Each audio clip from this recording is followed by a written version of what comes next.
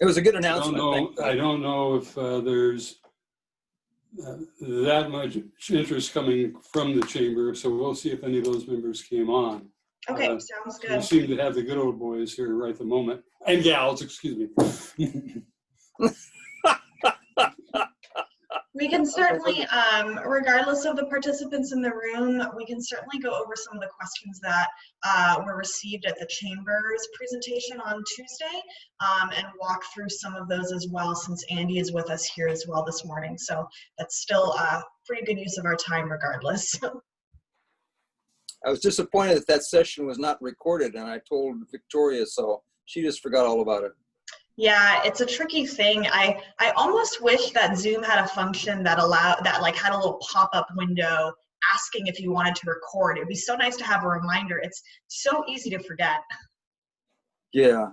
Well, there is that little red light up at the top of the and the option is to automatically record, but it still can be forgotten.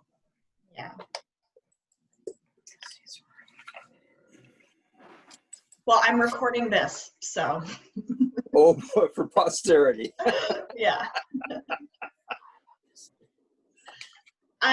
Sam, it's almost 10:05. I'll keep an eye on just folks joining us, but maybe, to make use of our time this morning, do you want to maybe fill Commissioner Doug Mealy in on how our, on the questions we received at the Chamber's presentation?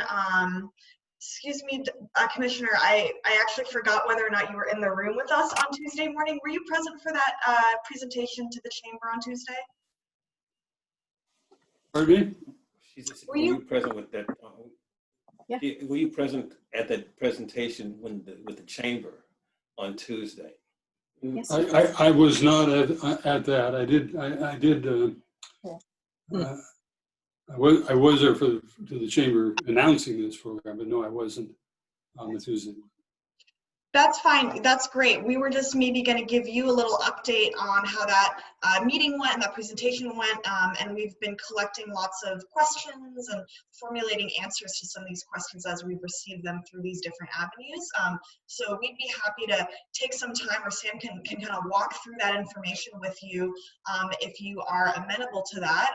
And if maybe there's anything else you want to cover while we have this hour together, yeah, please do let us know. Okay. Yeah.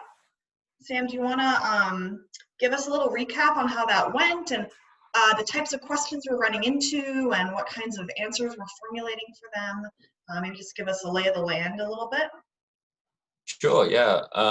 And I know William was there and had a few questions himself, and thanks for that. Generally speaking, the questions we got, I think, can fit into three broad categories.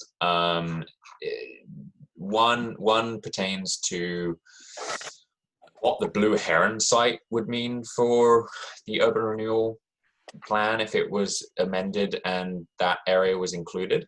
So, more specifically about the Grand Ronde and the potential for sovereignty on that land. The Riverwalk easement and the similar implications, and then a little bit about generally amending the plan and the types of projects that would generate or be most effective in generating TIF. So is that new development? Is it rehabilitation? Is it more community amenity focused projects? So that's generally that's generally where the questions came in, and then a little bit about this impacts to school districts and other districts as well. So we've actually had so Andy Parks is on the line here, and I asked Andy as our financial expert, public finance expert, to look into some of those things. So maybe I can have Andy talk a little bit about it. I think the first piece that keeps popping up, and I think we need some more information about it, but the first piece is the Riverwalk easement and the Grand Ronde considerations on the Blue Heron side. Let me ask a question myself. Has the Grand Ronde spoke to the City of the Urban Renewal Agency of any interest in that or not? Yes, they have. Yes. The Grand One has asked, has wondered whether or not the Grand One had asked whether or not the urban renewal area could be expanded to include some of their property. Okay. And I know, I mean, based on conversations I've heard in the Urban Renewal Commission, the question is whether any of that property would be tax exempt, where Frank has brought up the question of whether there's a sovereignty piece associated with that. One of the things I'd be curious about, I'm sure if they had office spaces or something of that nature, whether they'd be required to pay taxes, the county isn't required, and so on. Whether some of the economic development stuff they do that down there, whether that would be taxable or not. The answer to the question, the answer to your question is payment in lieu of taxes. Right. Some type of agreement could be hashed out where they agree to pay a certain amount of taxes. All right. And I'm not clear on that. They either pay taxes or they don't, right? No, you can. Well, if the urban renewal district agrees on not to charge taxes, because they are a sovereign entity, so therefore, I mean, the question is whether or not they could pay taxes at all. I mean, legally they don't have to. Just like I'm not quite sure that's true unless they declare that property as part of their sovereign nation, and I don't think that they have declared that. Well, that's what I'm saying. If it were so as a sovereign nation, then that would come into question. But to get around all of that, it's best to sort of hash out and negotiate a payment in lieu of tax arrangement, so that you don't waste a lot of time trying to go through the legalese. Okay. The question, I guess, however that might be negotiated, I could understand if they were having administrative offices, things associated with their governing position, that might not be taxed. But say they build a restaurant for revenue coming into the tribe, that's a commercial operation, and I'd be curious whether that would be taxable or not. And so, Yeah, frankly, I wouldn't be in a I big think hurry. that's all still to be determined at this point. James, I wouldn't be in a big hurry to make concessions to the tribe too early until we find out whether or not they plan on exerting their rights of sovereignty or not over that property, or part of that property. I would say, listen, if they're not going to claim sovereignty, then they pay taxes. Well, I couldn't agree with you more. In other words, I agree with you. I was just basically saying if negotiations became sticky, that could be a way out. I agree. Let's keep that as an ace in the hole, though. Yeah. Okay, but we're nowhere near that point No. at this point. I wish we were. That would mean that we have a project, but we don't have a project yet. Amen. Next question. So the next was pretty similar.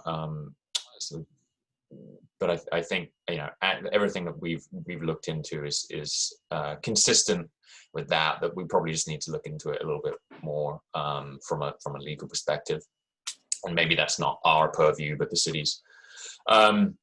The next was related, so about the 1% trigger for substantial or minor amendments. And we're going to formulate a formal response here because it keeps coming up, and I know that Commissioner O'Donnell would like a formal response in writing. But basically, if we were to amend the boundary, then that increase in 1% of the total area needs to be figured out. So if we include the Blue Heron site, for example, would that trigger a substantial amendment? And if the city doesn't want to do that, then what areas might we want to take out elsewhere in the boundary? Sam, there seem to be two issues involved there that, and from my listening to the conversations, Commissioner O'Donnell is the instigator of these questions more than anybody, or possibly the only one that's asking the questions. But the two issues are, one is, can you increase the size of the urban renewal district by 1% without triggering a substantial change? I think the answer is pretty clear. Yes, you can. My follow-up question to that, and you can answer that later, is do you then need to change the urban renewal plan? Because, I mean, the plan is defined, the plan includes the definition of the area. And if there's no sense in increasing the area if you don't have some idea of a project that could be utilizing that additional 1%. The second question that has come up a few times that I still think is not clear, there was a little bit of fuzzy math, and that was if you increase the area, can you decrease the area and then basically move the boundary? And the number that came up was 10 acres.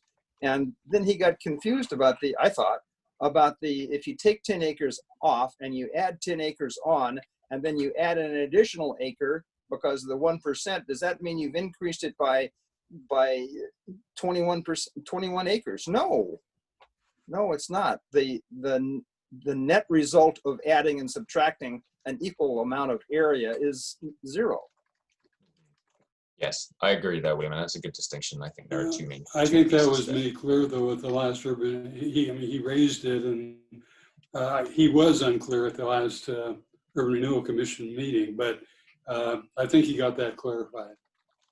Okay. Yes, and we'll put that. I think we'll put that in some more materials, just so it is clear and it doesn't, so we can address it. That still begs my other part of the question, though, Sam, is that if we change the boundaries of an urban renewal area, don't we have to make a concomitant change to the plan? So I guess that really depends on whether the projects in the plan are relevant to the new area. So if it's for example, sometimes in urban renewal plans, we'll see some broad categories like improved streets or new streets that allow the city to be a little bit flexible in their approach in implementing those funds. I think for something like, if we continue to use the Blue Heron site example, yes, I believe that should entail a new project or a modification to the project list, which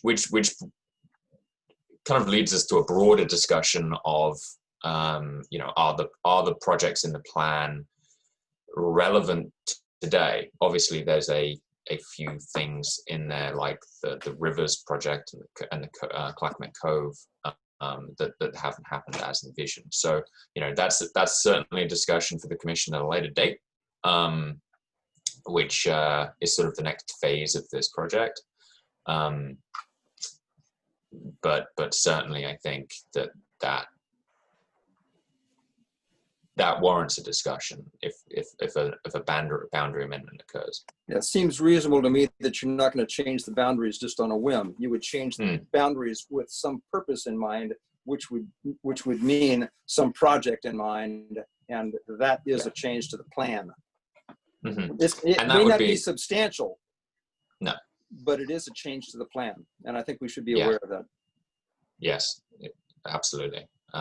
Yeah. Sam, is that Sam? Is that the question that William had just asked? does that also require a legal determination more than a program determination? That brings into question does it bring into question any type of legality? Just in terms of the legal, and Andy, correct me if I'm wrong here, but that would just mean that the city would need to have a new legal description for the, that's what for I the see. boundary.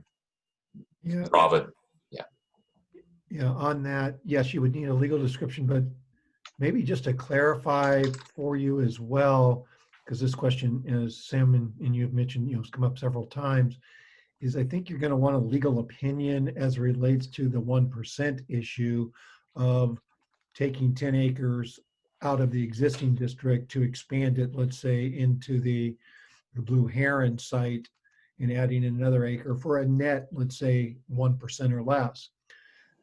The language that is currently in state statute could be argued, maybe has been argued by others, that you're adding 11 acres, even though you're taking out 10, you're adding more than 1%. Yeah. So I think, it would be to make it crystal clear or to avoid future litigation from somebody that decides, oh, they're going to pursue that type of angle down the road when you go to do a project, would be to go ahead and get some sort of legal determination in advance of that, if that makes. I agree with that, Andy. I just hope that we don't continue to conflate the 1% with the adding and subtracting. I assume, I probably should look at the plan, but I assume that a plan is not the same thing as a project. Correct. A plan would be very, very general in terms of its description. The question is whether a project conforms to the plan or not. Is that right? yeah, there may be projects in the plan already that do pertain to new areas or what the city wants to do going forward, but there may not be as well. And I think that's a discussion for maybe early next year to figure out exactly what projects are needed or wanted, and if those plans currently exist in the plan. And how, in terms, since I'm seeing old faces here, I guess we're just having a general conversation. In terms of developing a plan, I presume that, well, I shouldn't say I presume, are we able to do that without the final decision of the courts? I mean, is there anything in terms of us discussing a plan restricted by the fact that we have another decision coming in by the courts? I don't think there's anything holding back the city from amending the plan or creating a new plan. I think, as far as I understand, that the court's decision are limiting the city's ability to issue debt for those projects. So you can amend or create a new plan, or amend the existing plan. But it probably doesn't change the current limitations. So you probably still have. Sam, I think another question came up, and I believe I know that you all answered it, but to expand the district, in regard to expanding the district, would properties have to be adjacent to one another or connected, or could there be? I think you know where I'm going with this. Do there have to be some type of connectivity, or could they be separate, just down the street or something? I mean, the easiest way is to connect them, and that can just be a right of way. For example, we could just what? I do. Of course, things may have changed when we had the Hilltop urban renewal plan. Those things were disconnected, but I think we had, for example, Malala's right of way included between those connections. Yes. So we were able to do infrastructure things and so forth. And I don't know things have changed since that time, but we did have that in Hilltop. So the answer is yes, they need to be contiguous, but that contiguity can just be a right of way. Right. Yeah, and actually it gets a little confusing, and you don't see too many examples of this because it generally is easier just to connect two areas with a right of way. But you can have independent areas that aren't connected, as long as I think the city has to go through a couple of different steps and other steps to demonstrate that those two areas are interconnected in some other way, whether that's economically or they serve a similar purpose. So it gets a little tricky. It requires the plan to demonstrate a few different things, and you don't see too many examples of that for that reason. Wilsonville gets around it with their 5 urban renewal districts. You just start another district. Yes, I think that's a little harder. Yeah, as long as you don't exceed, I think, 25% of the total area across all of those. Yes. Of the city, yeah. Which Wilsonville must be getting pretty close by this point. Well, the last one that they opened up is not entirely within Wilsonville city limits. As a matter of fact, it's not entirely within Clackamas County limits. It spans county and city borders. It's amazing, really amazing what they have done with urban renewal. And every district that they have opened, they have done it previous with a vote of consent by the voters. Yeah. Not necessary, but they were. I mean, Wilsonville understands urban renewal. Yeah. Absolutely. I would say they might understand urban renewal, but I think our experience has been more of our own confusion with how to use urban renewal, because everybody's not on one page. I think Wilsonville has more of a togetherness in regard to how they would like to use their renewal district. Well, a lot of that, James, I think leads into, Sam's next comment about the impact of urban renewal on overlaying taxing districts, and school districts should never be mentioned in the same breath as urban renewal. And that has caused a lot of obfuscation and confusion with the citizens of Oregon City, because that was part of the campaign of the anti-urban renewal initiative, in the fact that we're robbing money from our schools. Yeah, that's a convoluted conversation. You're right; it should never have occurred there. But there's Wilsonville has a great bit of harmony in their approach to urban renewal, and I'm hoping that Oregon City can get to that point if it decides to go further. Question for you, Andy. Andy. In terms of your company, do you get involved in analyzing projects from financially in urban renewal districts? Do you get involved in looking at performance and determining the gap of financing needed if to be used for urban renewal? Yes, yeah, we've done a fair amount of that. In fact, there was a time with the Cove that we were running significant numbers that were being used by both, the Cove business principals as well as the Urban Renewal District to inform their decisions on go, no-go type of funding decisions. Okay.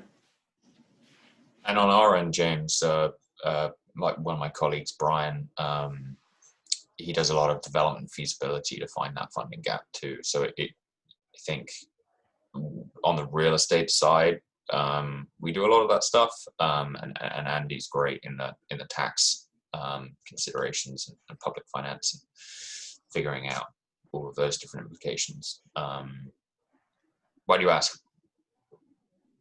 Well, in the event Well, basically, the reason I ask is because I can see where there are several projects in the wings waiting to determine their involvement with urban renewal based on the commission's decision, based on the community's decision. And I've been privileged to look at some of the other performers myself, and a couple of them look pretty weak in my view. And so my comment to people has been, you need to wait until the commission has made its decision before you put a lot of time into this, because the decision could be different than what you anticipate. So don't get ahead of the people. Let the public decide what it wants to do.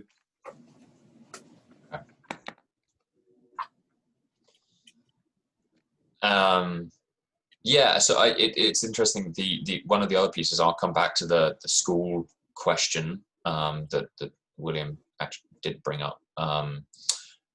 There was an interesting question up front about why the urban renewal district owns homes that they lease out rather than selling, and obviously that isn't a question for us as the consultant team. That's a policy policy question, really.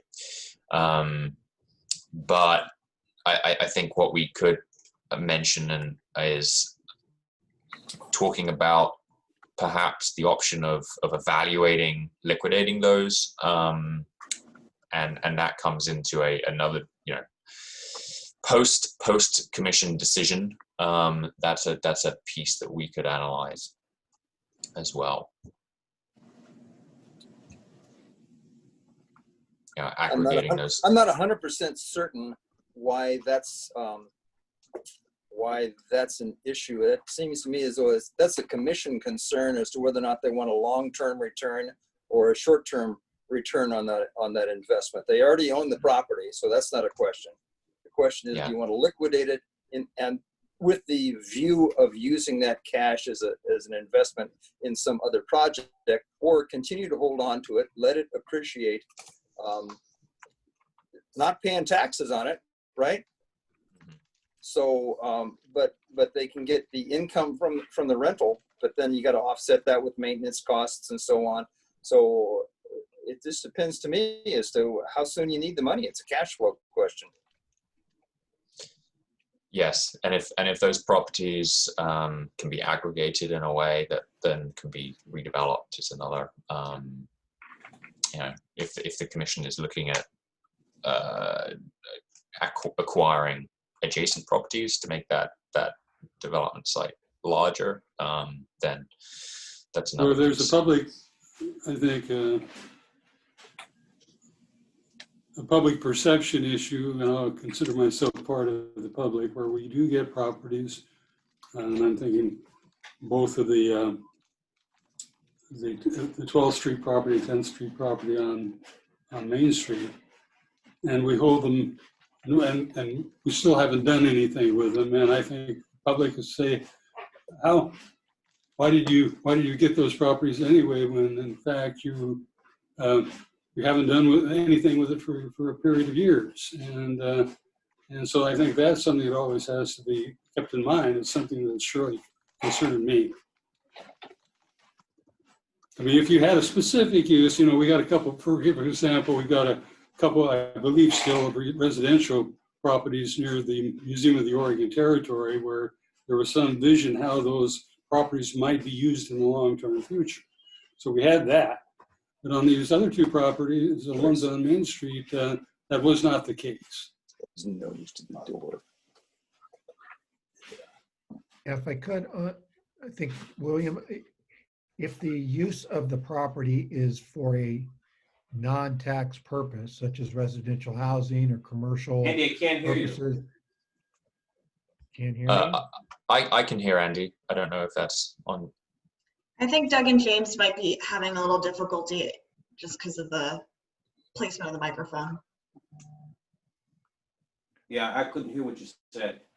Yeah, I was just going to say, with respect to the taxation of those properties the city owns, if they're used for taxable purposes such as residential living or commercial space, whatever, even though the city or urban renewal district owns it, it would still be taxed, and the district would be paying taxes on those properties.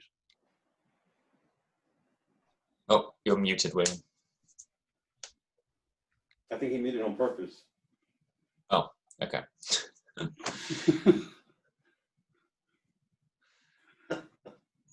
Sorry, I didn't realize that that commercially used property or even residential, if it's income producing, that it's taxable. Yes, That's true. correct. Okay. Okay, that's a good piece of information for me. Thank you. You bet. Okay, so if we come back to the schools piece, I think there's an important piece that of messaging that goes along with that, because there is the state gets fewer property taxes to distribute to all school districts, but there is a greater generation of income taxes, providing more dollars, but that is likely to more than make up the delta, generally speaking. So the state is determining how those monies are distributed among the various districts, but it's still going back into the school system somewhere. So I think, I understand William's point. That it's one that one of our former mayors, Mayor Williams, would always make. But those taxes that the school district is not getting is taxes then that the school system throughout the state is not getting. Of course, that amount of taxes that they are not getting is a relatively small percentage of what is available across the state to That's true. I to understand. be used for school district.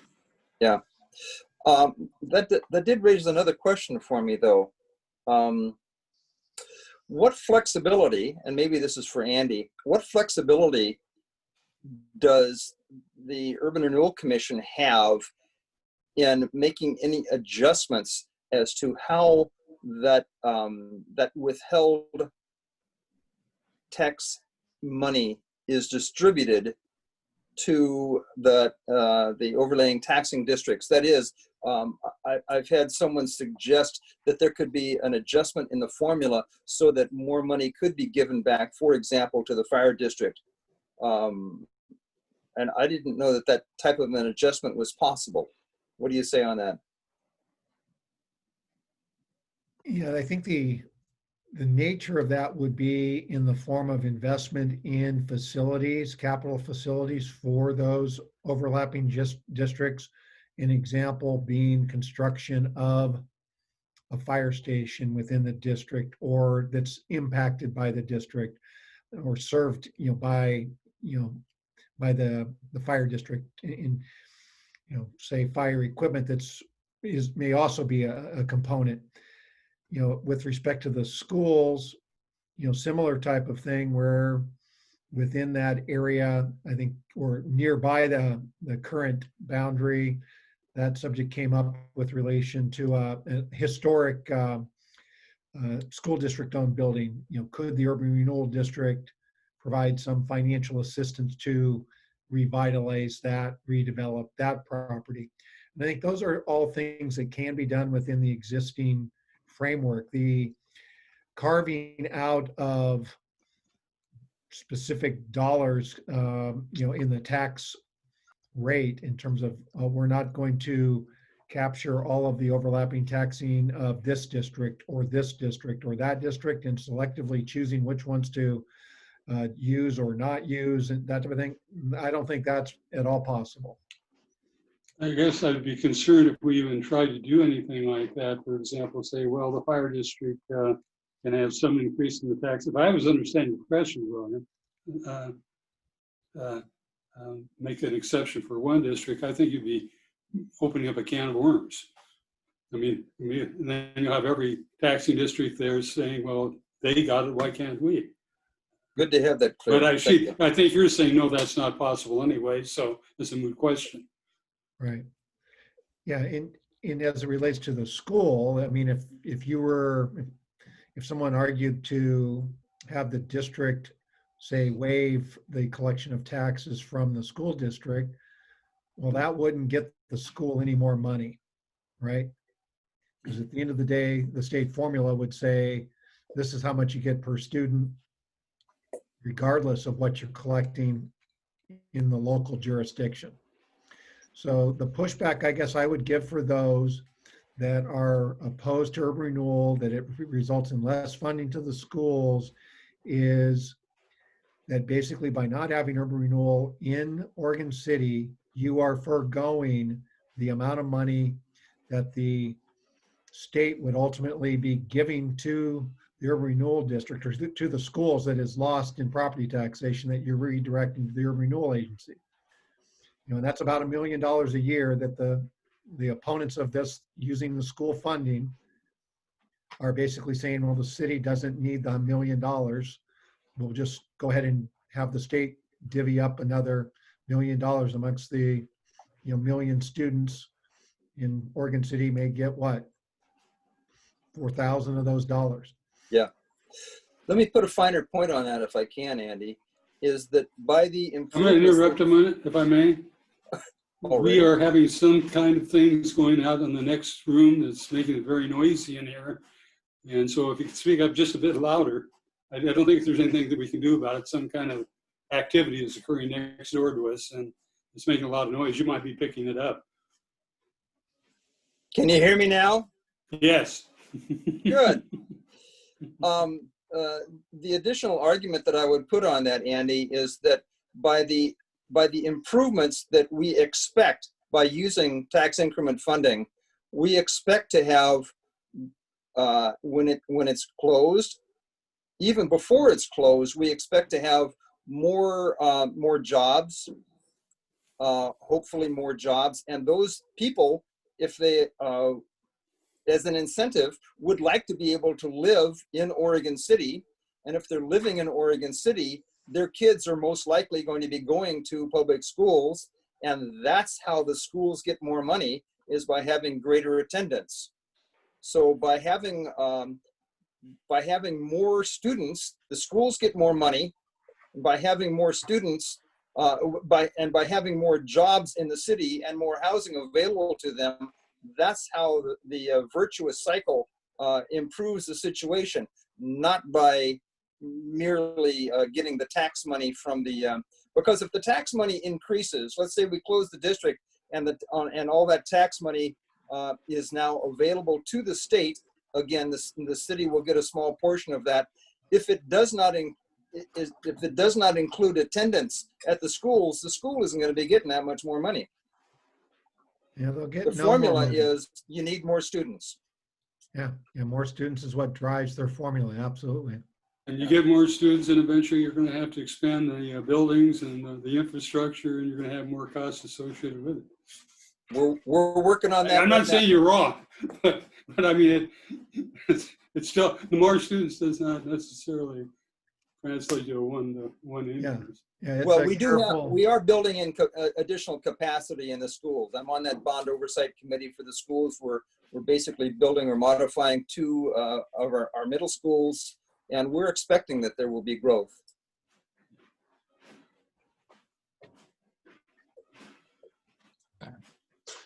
Well, we have 20 minutes left of the hour. There's no reason why we need to take all of it up. But the one last thing mentioned, well, not if we don't want to. But the one last thing that we got, the one last question was about developing bare land versus improving existing conditions from a maximizing the return on investment perspective. And I think this comes into, this is related to a couple of questions we've got about things like facade improvements, not triggering increases in assessed value and stuff like that. So, I mean, from my answer thus far, and we've got sort of various different editions of this question or iterations of this question in the past, my answer thus far has been, well, you know, typically a balance between driving new development through urban renewal incentives and programs, and community amenities and rehabilitation projects is typically what we see in most urban renewal plans and districts. And as originally envisioned, the 2007 plan includes some pretty large development projects that, you know, if they were successful, would really help support the other community amenities and rehabilitation projects that as we've mentioned in talking about the schools, really drive quality of life and sort of the revitalization of downtown and drive people to want to live in Oregon City. So I think the key takeaway in that is that, you know, yes, there's a balance, but on the other hand, we haven't had those sort of bare land developments happen thus far in Oregon City. Again, isn't that a back to the cash flow argument that I made earlier, that improvements to facades and existing structures and so on and infrastructure takes a longer time to realize a return on that investment, whereas building something new from the ground up, there's a much more immediate return on that investment. But like your portfolio, you want a mix of performers. And I think that that you're absolutely right. Having that mix of both new and redevelopment is a prudent way of doing that. It's finding that balance that's tricky. Indeed, yes, because you're going from zero improvement value to, you know, however many millions or hundreds of thousands or whatever it is in developing bare land, as long as private investment, of course. But yes, I think that I sort of left that one to last. I think it's the easiest to answer. We're seeing a general pattern coming through in some of these questions, and I think we've covered them well and summed them up well over the past 40 minutes. So, I mean, does anybody, Commissioner Neely, William, do you have anything else I'm that you'd like to satisfied. discuss? I learned something today. That's Okay. always a good thing. Thank you. So, close the meeting. Thank you all. I move the meeting be adjourned. Who's running this thing? Oh, I did it already. Hit the end meeting now. Oh, I second the motion. All right, thank you guys. I have this meeting recorded, so I will package that up and send that over to you, James, so you have those files. But yeah, thank you. I'll formally adjourn the meeting now. See you next time. Have a great day. Okay, Goodbye. bye. And you. Bye.